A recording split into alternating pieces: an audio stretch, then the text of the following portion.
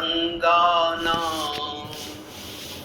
रसानां छन्दसामसे मङ्गलानां च कर्तारौ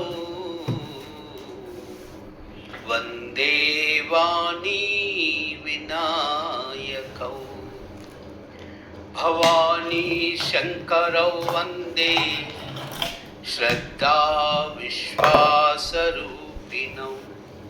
याभ्यां विना न पश्यन्ति सिद्धा स्वान्तास्तमीश्वरम्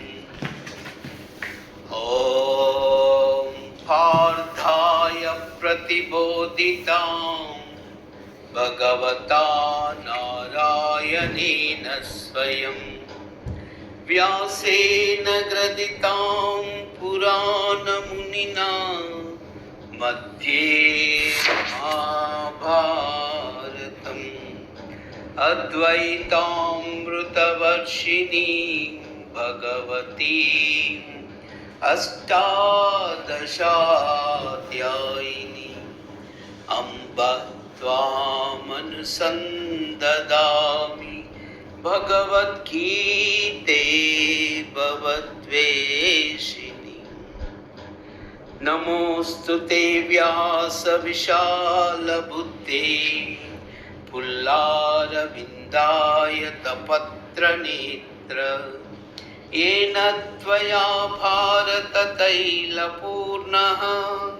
प्रज्वालितो ज्ञानमयः प्रदीपः प्रपन्नपारिजाताय स्तोत्रवेत्रैकपाणये ज्ञानमुद्राय कृष्णाय गीतामृतदुहे नमः। वसुदेवसुतं देवं कंसचाणूरमर्दनं देवकी परमानन्दं कृष्णं वन्दे जगद्गुरुं। सर्वोपनिषत्कुत्कावो दोग्धा गोपालनन्दन पार्थो वत्ससुधीर्भोक्ता दुग्धं गीतामृतं महत्। भीष्मद्रोणतटा जयद्रथजला गान्धारनीलोत्पला शल्यग्राहवती कृपेण वहनी कर्णेन वेलाकुला अश्वत्थामविकर्णघोरमकरा दुर्योधनावर्तिनी सोत्तीर्णा खलु पाण्डवैरननदी कैवर्तकः केशवः पाराशर्यवचः सरोजममलं गीतार्थगन्धोत्कटं नानासङ्ख्यकेसरं हरिकथा सम्बोधनाबोधितं लोके सज्जन षट्पदैरहरः पेपीयमानं मुदा भूयात् भारत पंकजं कलिमल प्रध्वंसिनः श्रेयसे। मूकं करोति वाचालं पंगुं लङ्घयते गिरिं यत्कृपातमहं वन्दे परमानन्दमाधवं। शान्ताकारं भुजगशयनं पद्मनाभं सुरेशं विश्वाधारं गगनसदृशं मेघवर्णं शुभांगं लक्ष्मीकान्तं कमलनयनं योगिहृद्यानगम्यं वन्दे विष्णुं भवभयहरं सर्वलोकैकनाथम्। यं ब्रह्मा वरुणेन्द्ररुद्रमरुतः स्तुवन्ति दिव्यैस्तवैः वेदैः साङ्गपक्रमोपनिषदैः गायन्ति यं सामगाः ध्यानावस्थिततद्गतेन मनसा पश्यन्ति यं योगिनो यस्यान्तं न विदुःसुरासुरगणा देवाय तस्मै नमः। ॐ प्रथमोऽध्यायः। धृतराष्ट्र उवाच धर्मक्षेत्रे कुरुक्षेत्रे समवेतायुयुत्सवः मामकाः पाण्डवाश्चैव किमकुर्वत सञ्जयः। सञ्जय उवाच दृष्ट्वा तु पाण्डवानीकं व्यूढं दुर्योधनस्तथा आचार्यमुपसङ्गम्य राजा वचनमब्रवीत् पश्यैतां पाण्डुपुत्राणाम् आचार्यमहतीं चमुं व्यूढां द्रुपदपुत्रेण तव शिष्येन धीमताम् अत्र शूरा महेश्वासो भीमार्जुनसमायुधि युयुधानो विराटश्च द्रुपदश्च महारथ दृष्टकेतुर्चेकितानः काशीराजस्य वीर्यवान् पुरुजित्कुन्तिभोजस्य शैबश्च नरपुङ्गवः युयुधामन्यश्च विक्रान्त उत्तमौजाश्च वीर्यवान् सौभद्रो द्रौपदेयाश्च सर्व एव महारथ अस्माकं तु विशिष्टाये तानि बोध द्विजोत्तम नायका मम सैन्यस्य संख्यार्थं तान् ब्रवीमि ते। भवान् भीष्मश्च कर्णश्च कृपश्च समितिञ्जयः अश्वत्थामा विकर्णश्च सौमदत्तिस्तदैव च अन्ये च बहवः शूरा मदर्थे त्यक्तजीविता नानाशस्त्रप्रहरणा सर्वे युद्धविशारदा अपर्याप्तं तदास्माकं बलं भीष्माभिरक्षितं पर्याप्तं त्विदमेतेषां बलं भीमाभिरक्षितम्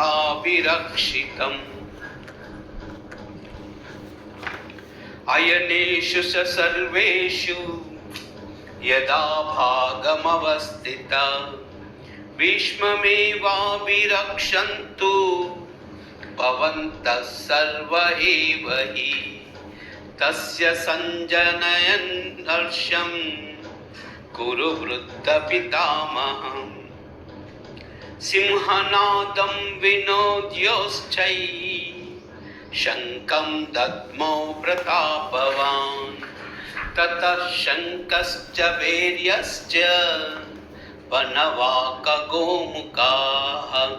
सहसा व्याप्यहनन्त्य सशब्दस्तु मुलोऽभवत् ततः श्वेतैर्हयैर्युक्ते महति सन्ददे स्थितौ माधवः पाण्डवश्चैव दिव्यौ शङ्खप्रदध्मतु पाञ्चजन्यं ऋषिकेशो देवदत्तं धनञ्जयः पौण्ड्रं दद्मौ महाशङ्खं भीमकर्मावृकोदरम् अनन्तविजयं राजा कुन्तीपुत्रो युधिष्ठिरः नकुलः सहदेवश्च सुघोषमणिपुष्पकौ काश्यश्च परमेश्वासः शिखण्डी च महारथः दृष्टद्युम्नो विराटश्च सात्यकीश्च पराजितः द्रुपदो द्रौपदेयाश्च सर्वशः पृथिवीपते सौभद्रश्च महाबाहु शङ्कान् दद्म पृथक् पृथक् सघोषधार्तराष्ट्राणां हृदयानि व्यधारयत् नभश्च पृथिवीं चैव तुमुलोऽप्यनुनादयन् अत व्यवस्थितान् दृष्ट्वा धार्तराष्ट्रान् कपिध्वजः प्रवृत्ते शस्त्रसम्पाते धनुरुद्यम पाण्डवः ऋषिकेशं तदा वाक्यम् इदमाह महीपते अर्जुन उवाच सेनयोरुभयोर्मध्ये रथं स्थापयमेच्युतः यावदेवान् निरीक्षेऽहं योद्धुकामानवस्थितान् कैर्मया सह योद्धव्यम् अस्मिन् रणसमुद्यमे यो तस्य मानान् अवेक्ष्याहं य एत्र समागता धार्तराष्ट्रस्य दुर्बुद्धे युद्धे प्रियचिकीर्षवः सञ्जय उवाच एवमुक्तो ऋषिकेशो गुडाकेशेन भारत सेनयोरुभयोर्मध्ये स्थापयित्वा रथोत्तमम् भीष्मद्रोणप्रमुखतः सर्वेषां च महीक्षिताम् उवाच पार्थ पश्यातान् समवेतान् कुरूनिति तत्रापश्यत् स्थितान् पार्थ पितॄनथ पितामहान् आचार्यान् मातुलान् भातॄन् पुत्रान् पौत्रान् सखींस्तदा श्वशुरान् सुहृदश्चैव सेनयोरुभयोरपि तान् समीक्षस्य कौन्तेय सर्वान् बन्धुनवस्थितान् कृपया परयाविष्टो विषीदन् निद्रमब्रवीत् अर्जुन उवाच दृष्ट्वेमं स्वजनं कृष्ण युयुत्सं समुपस्थितं सीदन्ति मम गात्राणि मुखं च परिशुष्यति वेपदुश्चुशरीरे मे रोमहर्षश्च जायते गाण्डीवं संसृते हस्ता त्वक्चैव परिदह्यते न च शक्नोम्यवस्थातुं भ्रमतीव च मे मनः निमित्तानि च पश्यामि विपरीतानि केशव न च श्रेयोनुपश्यामि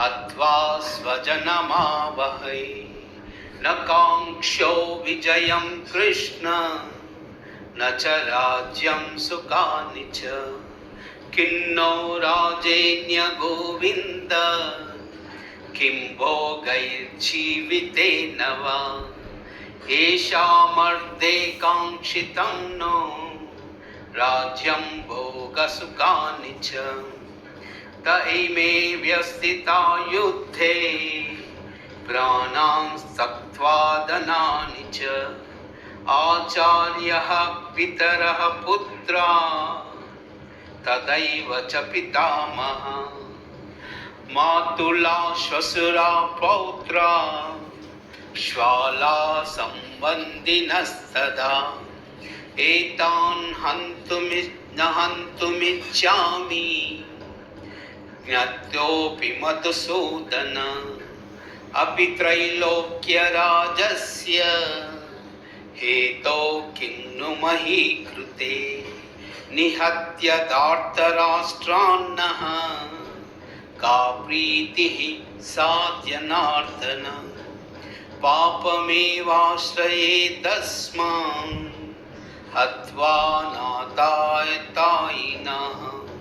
तस्मान्नारवहं हन्तुं दार्तराष्ट्रान् सम्बन्धवान् स्वजनं हि कथं हत्वा सुखिनः श्याममाधव यद्यपेयेते न पश्यन्ति लोभोपहत चेतसः कुलक्षयकृतं दोषं मित्रद्रोहे च पातकं कथं न ज्ञेयमस्माभिः पापादस्मान्निवर्तितुं कुलक्षयकृतं दोषं प्रपश्यद्भिर्जनार्दन कुलक्षये प्रणश्यन्ति कुलधर्मा सनातनः धर्मे नस्ते कुलं कृत्स्नम् अधर्मो विभवत्सुता अधर्मा विभवात् कृष्ण प्रद्युम्ते कुलश्रियः श्रीषु दुष्टाशु वार्ष्णेय जायते वर्णसङ्करः संकरो नरका एव कुलज्ञानां कुलस्य च पतन्ति पितरो एष्यां लुप्तपिण्डोदकक्रिया दोषैरेतैः कुलज्ञानं वर्णसङ्करकारकैः उत्स्यान्ते जातिधर्मा कुलधर्माश्च शाश्वत उत्सन्नकुलधर्माणां मनुष्याणां जनार्दन नरके नियतं वासो भवतीत्यनुशुश्रुमा अहो भूतमहत्पापं कर्तुं व्यवस्थिता वयं यद्राज्यसुखलोभेन हन्तुं स्वजनमुद्यता यदि मामप्रतीकारम् असस्रं शस्त्रपाणयः दार्तराष्ट्ररणे हन्युः तन्मे क्षेमतरं भवेत् सञ्जय उवाच एवमुक्तार्जुनः सङ्ख्ये रतोपस्थ उपाविशत् सृजस्य शशरं चापं शोकसंविघ्नमानस ॐ तत्सत् इति श्रीमद्भगवद्गीतासु उपनिषत्सु ब्रह्मविद्यायां योगशास्त्रे श्रीकृष्णार्जुनसंवादे अर्जुनविषादयोगो नाम प्रथमोऽध्यायः। ॐ श्रीकृष्णपरब्रह्मणे नमः। अथ द्वितीयोऽध्यायः सांख्ययोगः।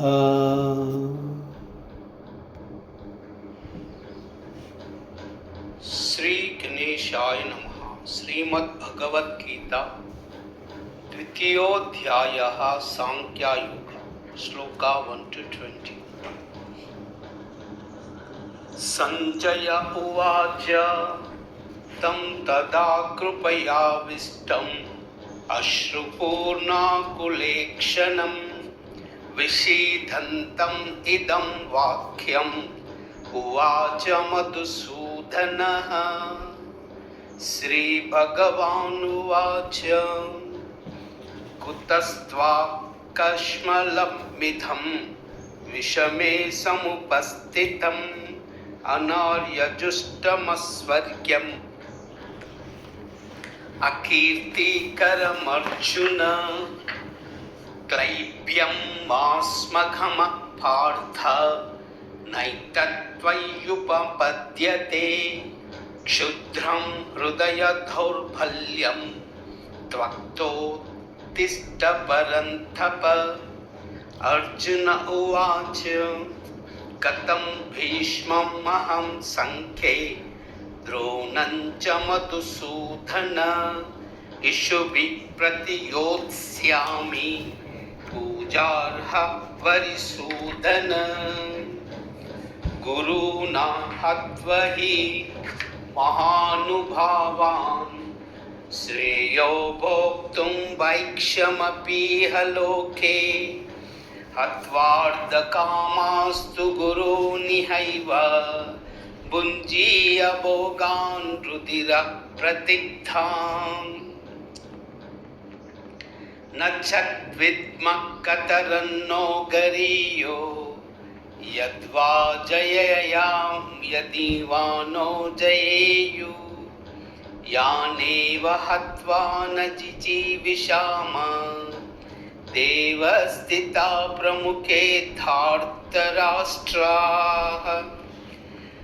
कार्पण्यदोषोपहतः स्वभावः पृच्छामि त्वां धर्मसम्मूढचेताः। यश्चेयस्वान्निश्चितं ब्रूहि तन्मे शिष्यस्ततेऽहं शाधि मां त्वां प्रपन्नम्। न हि प्रपश्चामि ममानुद्यात् यच्छोकमुच्चोषणमिन्द्रियाणाम्।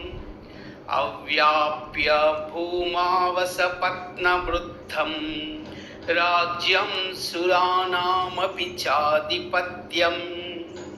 सञ्जय उवाच एवमुक्ता ऋषिकेशं गुडाकेशः परन्तप। न योत्स्य इति गोविन्द मुक्त्वा तूष्णीं बभूवः। तमुवाच ऋषिकेशः प्रवसन्निव भारत सेनयोरुभयोर्मध्ये विषीदन्तम् इदं वचः। श्रीभगवानुवाच असोऽच्छ्वानन्वशोच्छत्वं प्रज्ञावादांश्च भाषसे। गतासु न गतासु च नानुशोचन्ति पण्डिताः। न त्वेवाहं जातु नासं न त्वं नेम जनाधिप। न चैव न भविष्यामः सर्वे वयमतः परम्। देहिनोऽस्मिन् यदा देहे कौमारं यौवनं जरा तदा देहान्तरप्राप्तिः धीरस्तत्र न मुह्यति। मात्रा स्पर्शास्तु कौन्तेय शीतोष्णसुखदुःखदाः आगमापायिनो नित्या तां स्थितिक्ष्व भारत। यं हि न व्यदयन्त्येते पुरुषं पुरुषर्भवा समदुःखसुखं धीरं सोऽमृतत्वाय कल्पते। नासतो विद्यते भावो न भावो विद्यते सतः। उभयोरपि दृष्ट्वान्त त्वनयोस्तत्त्वदर्शिभिः। अविनाशि तु तद्विद्धि येन सर्वमिदं ततं। विनाशमव्ययस्यास्य न कश्चित् कर्तुमर्हति। अन्तवन्त इमे देहा नित्यस्योक्ता शरीरिणः। अनाशिव अप्रमेयस्य तस्मात् युद्धस्व भारत। य एनं वेत्ति हन्तारं यश्चैनं मन्यते हतम्। उभौ तौ न विना विजानीतौ नायं हन्ति न हन्यते न जायते म्रियते वा कदाचिन् नायं भूत्वा भविता वा न भूय अजो नित्यशाश्वतोऽयं पुराणो न हन्यते हन्यमाने शरीरे। वेदाविनाशिनं नित्यं येनमजमव्ययं कथं स पुरुषः पार्थ कं घातयति हन्तिकं वासांसि जीर्णानि यदा विहाय नवानि गृह्णाति नरोपराणि तदा शरीराणि विहाय जीर्णा अन्यानि संयाति नवानि देहि नैनं छिन्दन्ति शस्त्राणि नैनं दहति पावकः न चैनं क्लेदयन्त्यापो न शोषयति मारुतः अच्छेद्योऽयमदाद्योऽयम् अक्लेद्यो शोष्य एव च नित्यः सर्वगतः स्थाणुः अचलोऽयं सनातनः अव्यक्तोऽयमचिन्त्योऽयम् अविकार्योऽयमुच्यते तस्मादेवं विदित्वैनं नानुशोचतिमर्हसि अध चैनं नित्यजातं नित्यं वा मन्यसे मृतं तदापि त्वं महाभावो नैनं शोचितुमर्हसि जातस्य हृतवो मृत्युर्मृदं जन्म मृतस्य च तस्मादपरिहार्येऽर्थे न त्वं शोचितुमर्हसि अव्यक्तादीनि भूतानि व्यक्तमद्यानि भारत अव्यक्तनिधनेनैव तत्र का परिदेवना आश्चर्यवत् पश्यति कच्चिदेनम् आश्चर्यवत् वदति तदैव चान्यः आश्चर्यवत् चैनमन्यः शृणोति श्रुत्वाप्येनं वेद न चैव कश्चित् देहि नित्यमवोध्येयं देहे सर्वस्व भारत तस्मात् सर्वाणि भूतानि न त्वं शोचितुमर्हसि स्वधर्मपि चावेक्षा न विकम्पितुमर्हसि धर्म्याधियुद्धश्चेन्यत् क्षत्रियस्य न विद्यते यदृष्ट्या चोपपन्नं स्वर्गद्वारमवावृतं सुखिनः क्षत्रियो पार्थ लभन्ते युद्धमीदृशम्। Chapter 2 Sankhya Yoga.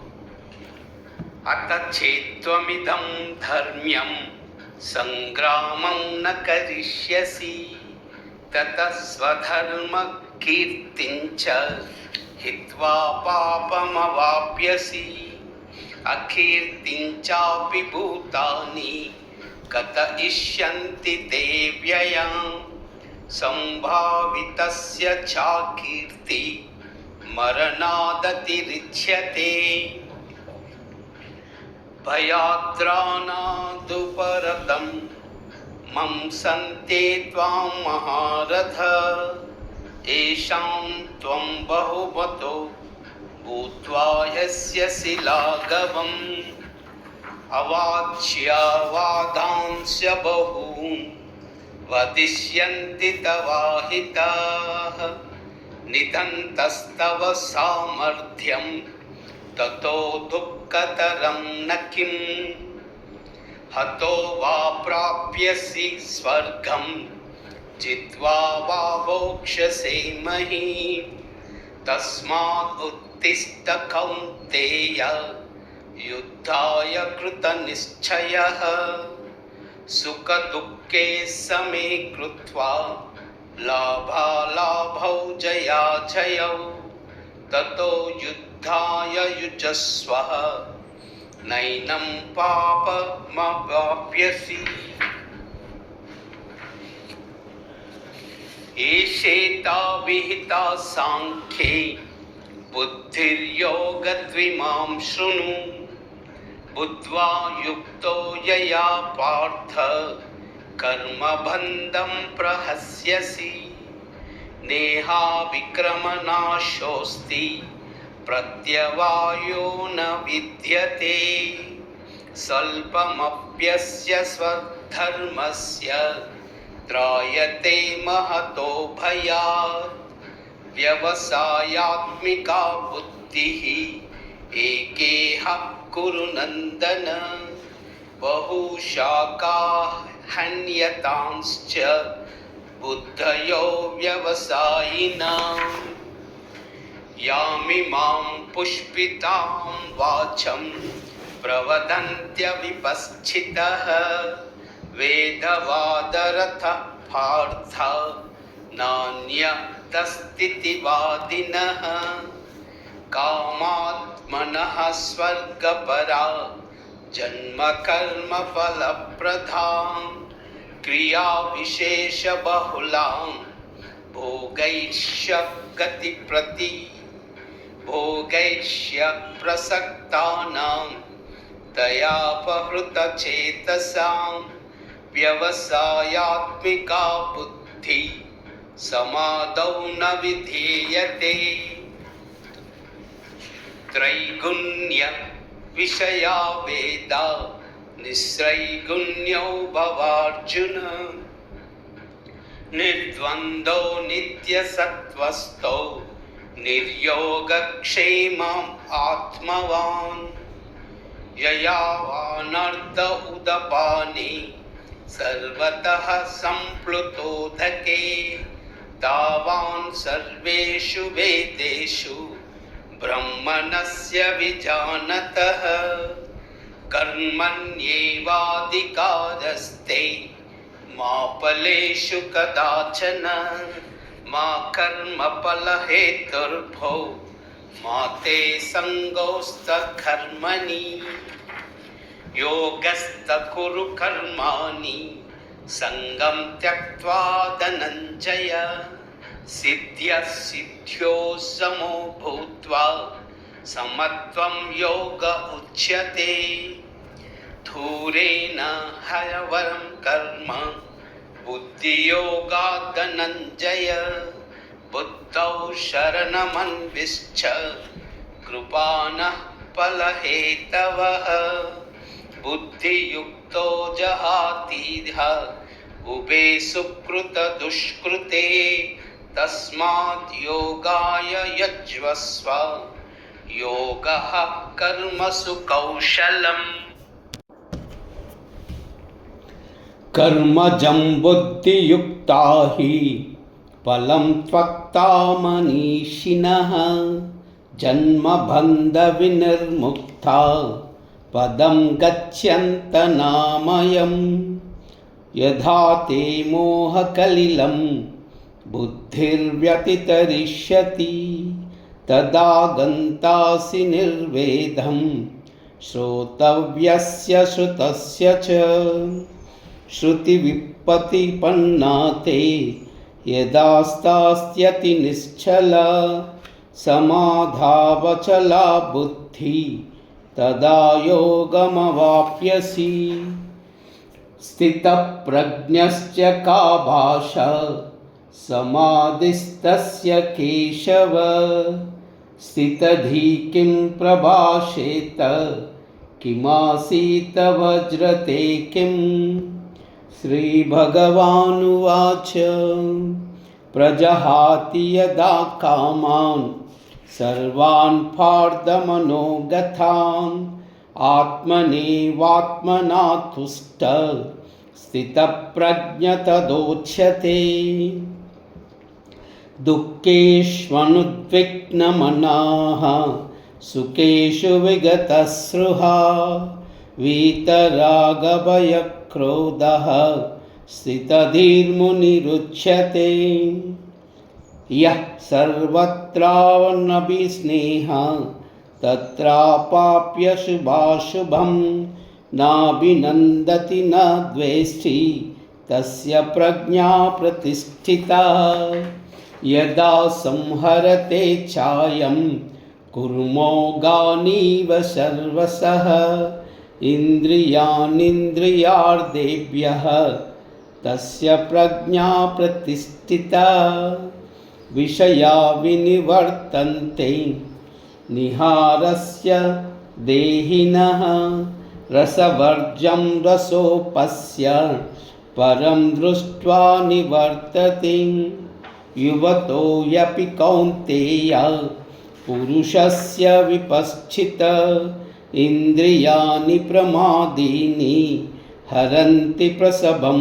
मनः तानि सर्वाणि संयम्य युक्त आसीत मत्परः वशहि यस्येन्द्रियाणि तस्य प्रज्ञा प्रतिष्ठिता ध्यायतो विषयान् पुंसः सङ्गस्तेषुपजायते सङ्गात् सञ्जायते कामात् क्रोधो विजायते क्रोधात् भवति सम्मोहः सम्मोहात् स्मृतिविभ्रमः स्मृतिभ्रंशात् बुद्धिनाशो बुद्धिनाशात् प्रणश्यति रागद्वेषविविक्तैस्तु विषयानिन्द्रियैश्चरन् आत्मवश्यैर्विधेयात्मा प्रसादमधिगच्छति प्रसादे सर्वदुःखानां हानिरस्योपजायते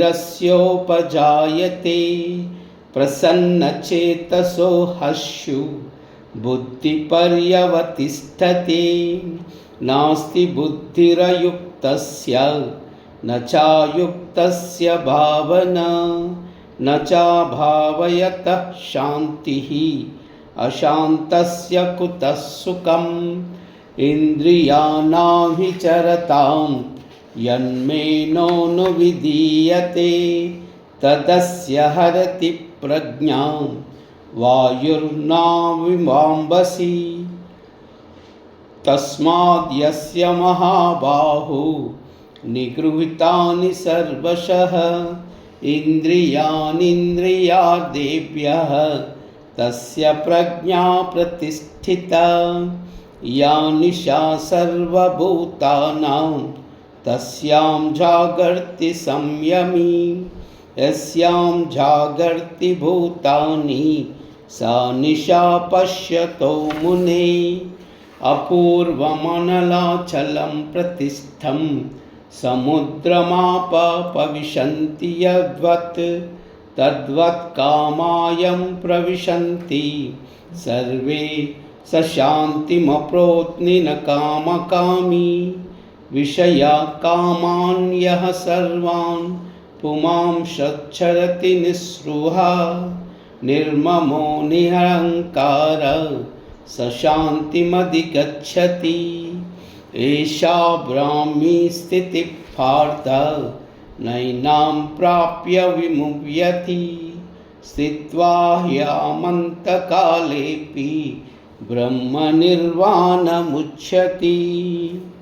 ॐ तत्सत् इति श्रीमद्भगवद्गीतासु उपनिषत्सु ब्रह्मविद्यायां योगशास्त्रे श्रीकृष्ण अर्जुन संवादे सांख्ययोगो नाम द्वितीयोऽध्यायः। ॐ श्रीकृष्ण परब्रह्मणे नमः। श्रीकृष्णार्पणमस्तु।